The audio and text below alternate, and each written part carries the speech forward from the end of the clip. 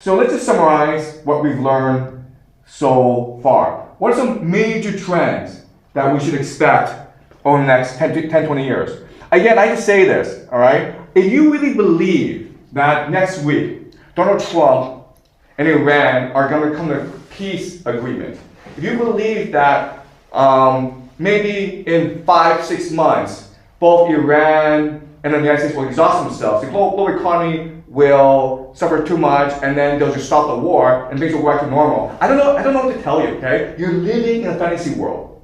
You have to wake up and recognize that this is the end of the unipolar moment, and we're moving towards a new world. And you can either choose to adapt to this new world, or you will die. It's that simple. All right? So, massive trend is deindustrialization and deurbanization, where people in the cities will have to move back to the countryside, especially young people. Okay? They have to learn like real skills. No more cryptocurrency trading for you guys, okay? Learn how to milk a cow, or kill a chicken, or grow food, whatever, okay? But just do something useful for your life. Nationalism and remilitarization is very important, where you have to get young people who willing to fight and defend your land. Okay? And that means getting them to believe that your nation deserves to be strong. So whichever nations are most ready and most able to excite their younger population into fighting wars will be the ones who will be most resilient. Mercantile systems, basically independent trading blocks. Resource wars is a very big thing, okay? Famines, genocides, slavery.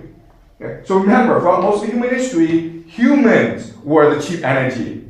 If you don't have access to cheap oil, well, then you're going to enslave human beings. All right? This is not a pretty future, but it is a future that could happen, and you have to mentally prepare yourself for this possibility. Okay? Mass migration, where people in the South are most likely to suffer from resource wars over water and food and people, so they try to escape to Europe and North America. Okay? Revolution, civil wars, and political instability in North America and in Europe because the baby boomers refuse to retire from the scene. And these are aging populations, massive inequality, massive corruption, massive stagnancy, and so this will lead to chaos in the streets, okay? Religion is a big thing. If you are not religious, I actually recommend looking into the possibility of developing religion, okay? It's going to be very useful for what's going to happen later on. These are things I will talk about more in the future, okay? But I will bring them up now. Like, how do I see the world in 10, 20 years' time? All right? So I will say this. I think that there will be eventually an alliance between Russia and Germany in Europe. Maybe for the next 5-10 years, Germany and Russia will go to war against each other, but eventually what the two will figure out is they're better off actually working together than fighting against each other. Okay? You have Pax Judaica. Remember, the entire point of this war in Iran, from Israel's perspective, is to knock out America from the Middle East and establish itself as the local hegemon. And then it becomes Pax Judaica. Okay? So I think Israel will come to dominate the Middle East. But then you're like, what about Iran? Okay, and like, I know this is hard to understand, but if the United States were to leave the scene and Israel and Iran had to go to war against each other, what would happen is they would say, why? Because Israel is like, I don't want Persia. And then Iran is like, I don't want Israel. And Israel has nuclear weapons. So they would agree to split the Middle East up where Iran controls Strait of Hormuz and Israel controls the Levant, right? Historically, actually, the Israelis, the Jewish people, they hated the Greeks, they hated the Romans, but they actually thought they had the Persians. So there's this history going back where Persians and Jews actually get along very well. And in fact, in the Middle East, the place outside Israel with the largest Jewish population is Iran. And they're very well treated there. Okay, so I don't see why, if America were to leave the scene, why couldn't Israel and Iran come to a mutually satisfactory agreement that benefits both nations? Right? Japan. Again, I think the major problem facing all Western industrial nations is the aging crisis. What do you do with these people who are 90 years old? They can't get out of the house. Their brains aren't really functioning properly, but they still control all the money, all the power, and they're extremely influential. What do? Well, in most countries, you can't do anything about it. But Japan is a very special country where the elderly have more obligation to the nation, to the people. So it could be a situation where Japan is in a lot of trouble and the elderly voluntarily choose to exit power and give it to the young. All right? But I think Japan's the only nation that would do this voluntarily. Every other nation, basically, there has to be wars in order for the young to arise to power. All right, the American Holy Empire. The nation that is most capable of surviving the next few decades of tribulation, of crisis, is America. Why? Because America is so incredibly wealthy, okay? It's protected by 2 oceans.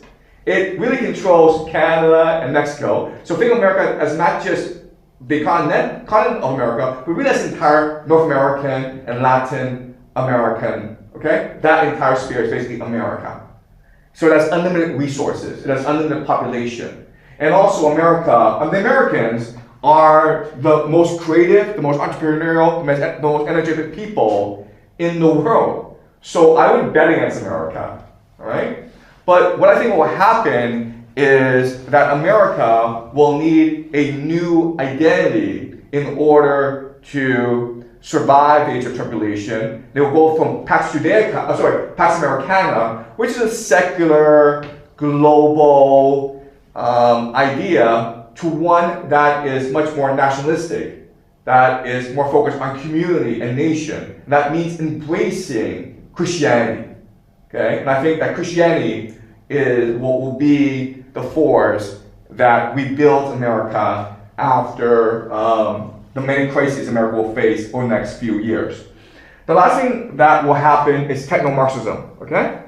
Where nations that have the resources want to institute an AI surveillance state to better marshal the limited resources to basically to better control its people.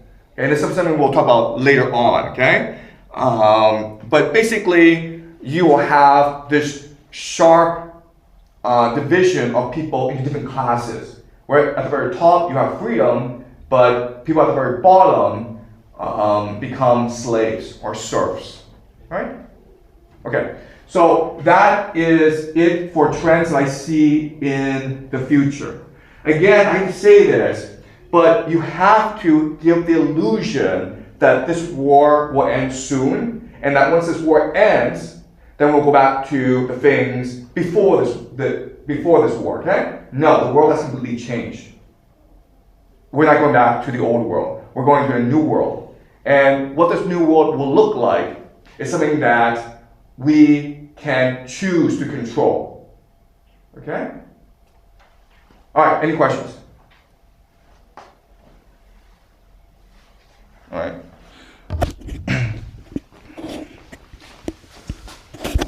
So about the new world, so the relationships between countries will all be changed, such as China and Japan and, you know, those 5 big countries. Will the orders be changed? Okay. All right, so the best way to understand the geopolitical situation is that it's constantly in flux. It's constantly dynamic, okay? Meaning you cannot easily divide nation states into enemies anymore. Their alliances will constantly shift over time. And the nation-state system will also break apart into much more resilient communities. Now, it's possible that nation-states become a series of city-states. Okay? So basically, think about the world in maybe the 1930s, or maybe even China during the Warring States period. Okay? Basically, I can't tell you that we'll go to a new world and then this is what it will look like. No, it will constantly change over time. Okay? Alliance will constantly shift over time.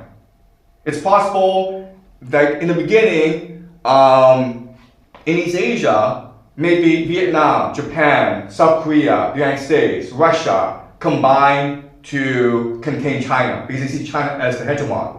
But then they're like, wait a minute here, Japan's rising in power, so let's combine against Japan. Okay? It's a dynamic situation.